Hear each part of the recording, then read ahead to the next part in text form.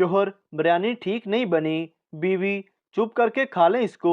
512 लोगों ने लाइक किया है और 600 लोगों ने कमेंट में टेस्टी कहा है, और आपके नखरे ही खत्म नहीं होते। मच्छर सरदार को तंग कर रहे थे। वो गुस्से में उठा और पॉइजन पीकर वापस लेट गया और मच्छरों से चीखते हुए बोला, अब काट कर दिखाओ, तुम में से एक भी नहीं बच पाएगा। कोर्ट में केस की सुनवाई चल रही थी, जिसमें एक वकील अपना आखिरी केस लड़ रहा था, जिसे वो बिल्कुल भी हारना नहीं चाहता था। वकील उठा और बोला, माई लॉर्ड, कानून की किताब के पेज नंबर 15 के मुताबिक मेरे मोक्कल को बाइज्जत बरी किया जाए।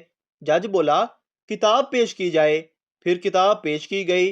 जज ने जब किताब का पेज नंबर 15 खोला तो इसमें 2-2 हजार के 10 नोट थे। जज मुस्कुराते हुए बोला, बहुत खूब, इस तरह के 2 और सबूत पेश किए जाएं। एक आदमी गुस्से में बीवी से बोला, दिल करता है आज तेरे टुकड़े टुकड़े करके इधर उधर फेंक दूं। अचानक पड़ोस में से आवाज आई, भाई नीचे का हिस्सा इधर फेंकना। बीवी, मियाँ जी सुनते हो, मेरे मुंह में मच्छर चला गया है, अब मैं क्या करूं? शोहर बोला, पगली, मोर्टिन पी ले, 6 सेकंड में काम शुरू कर देगा। मुरीद के घर पीर साहब आए। मुरीद एक पाव गोश्त का कीमा लेकर आया और पूछा, पीर साहब, ਇਹਦੇ ਵਿੱਚ ਕੀ ਪਾ ਕੇ ਪਕਾਈਏ? पीर साहब बोले, काका चुप करके ਇਹਦੇ ਵਿੱਚ आधा किलो कीमा होर पा। एक स्कूल को आग लग गई। बच्चे बहुत खुश थे, क्या स्कूल से छुट्टी होगी, लेकिन शुएब बहुत उदास था। उस्ताद ने बड़े प्यार से पूछा, तुम क्यों उदास हो? बाकी बच्चे तो बहुत खुश हैं। शुएब ने बुरा सा मुंह बनाते हुए कहा, सर, स्कूल तो जल गया, लेकिन आप तो सही सलामत हैं। औरत अपने शोहर की कब्र पर रोते हुए बोली, छोटा बेटा स्कूल के लिए नए जूते मांग रहा है, मैं क्या करूं? बेटी ने मोबाइल की फरमाइश की है, मैं क्या करूं? मेरे पास खुद अपने कपड़े पुराने हो गए हैं, क्या करूं मैं? कब्र में से घुटी घुटी आवाज आई, मैं मर गया हूं, सऊदीया नहीं गया। इस मुल्क में सरकारी अस्पताल का मतलब है जान से हाथ धोना, और प्राइवेट अस्पताल का मतलब है जायदाद से हाथ धोना। वो पूछना ये था कि जब पाँव के नीचे से जमीन निकल जाती है तो बंदा किस पर खड़ा होता है? शोहर, बताओ पहले हैरान करूं या परेशान? बीवी, हैरान। शोहर, ये देखो मेरा 10 इंच का है। बीवी, वाओ, अब परेशान करें। शोहर, ये खड़ा नहीं होता। मैंने कहा, दादाजी, सिगरेट नोशी बंदे को आहिस्ता आहिस्ता मौत के मुंह में ले जाती है। दादाजी ने एक जोरदार सिगरेट का कश लगाया और बोले, पुत्र, सानू भी जल्दी कोई नहीं। उस्ताद, लड़की को रियाजी में हल करें। पप्पू, सबसे पहले लड़की को बिस्तर पर जमा करें, फिर उसमें से शलवार और कमीज को मनफी कर दें, फिर टांगों को 2 हिस्सों में तकसीम करें, फिर फार्मूला नंबर 1 खड़ा करके ब्रैकेट में डाल के बार बार ज़रब दें, जवाब खुद ब खुद निकल आएगा। बीवी, मैं भी घर में एक मुलाजम की तरह काम करती हूँ, मुझे भी हर माह तनख्वाह चाहिए। शोहर, जरूर, लेकिन एक शर्त पर। बीवी, वो क्या शर्त है?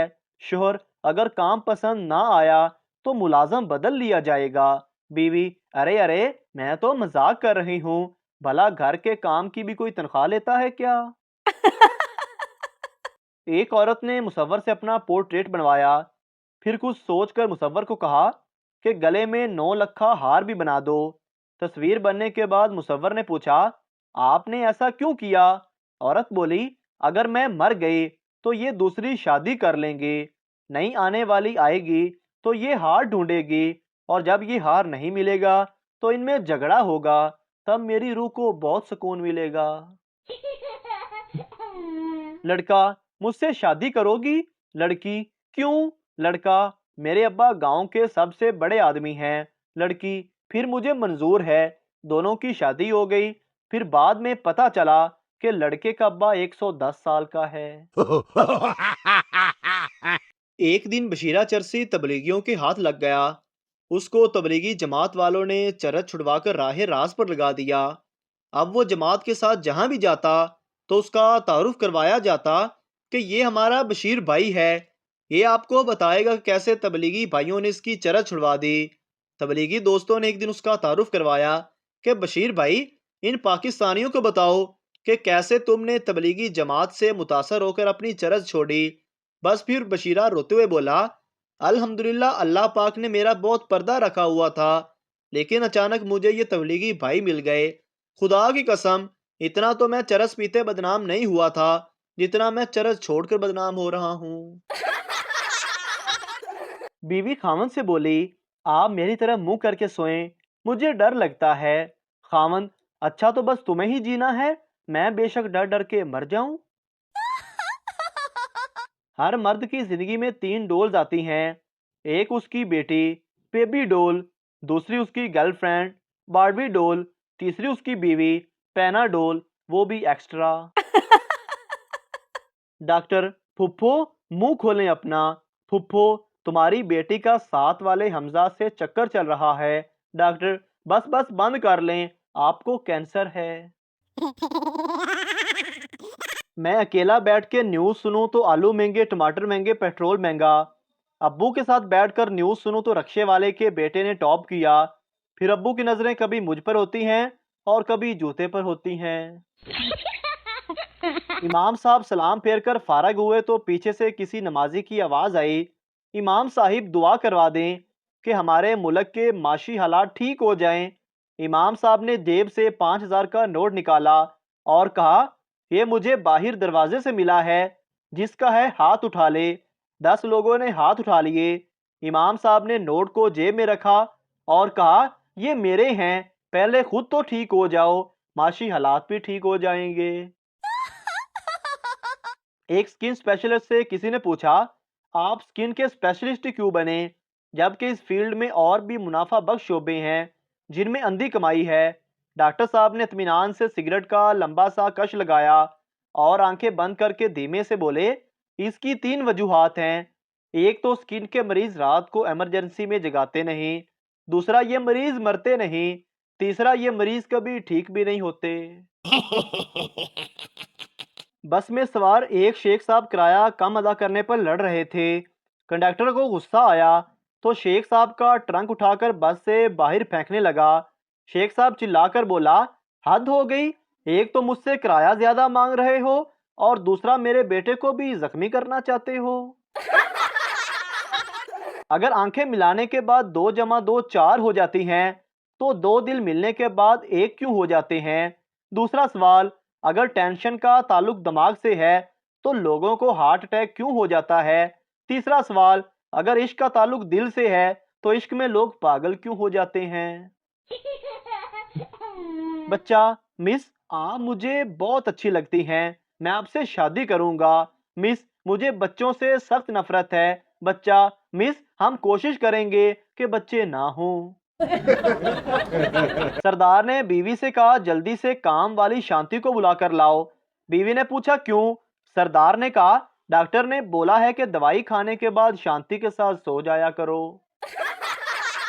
ایک شخص پہنچے ہوئے بزرگ کی خدمت میں گڑ گڑاتے ہوئے عرض کرنے لگا، بابا جی، دنیا کا ہر گناہ کر چکا ہوں، کیا میرے لیے اب بھی کوئی راستہ ہے؟